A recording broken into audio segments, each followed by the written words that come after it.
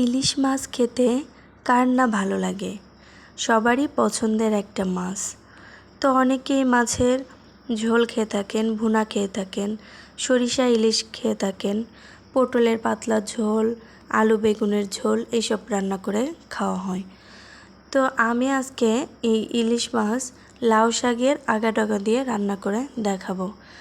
আসসালামু আলাইকুম, কেমন আছেন সবাই? আশা করি ভালো আছেন, আমিও ভালো আছি আলহামদুলিল্লাহ।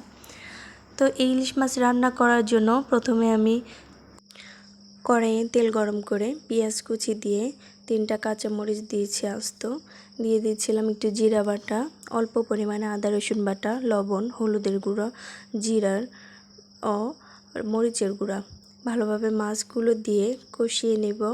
ভালোভাবে উল্টে পাল্টে কষিয়ে নেওয়ার পরে আমি মাছগুলো এক্সট্রা একটা বাটিতে তুলে নিব। মাছ তোলার উদ্দেশ্য এই কারণে যে মাছটার মধ্যে শাক দিলে মাছটা ভেঙে যাবে। মাছগুলো তুলে নিয়ে আমি ওই কষানো পেঁয়াজেই দিয়ে দিব শাক, লাউ শাকের ডোকাগুলো। ভালোভাবে শাকটা কষিয়ে নেব। 2-1টা ডাঁটা দিয়েছি, খেতে ভালো লাগবে।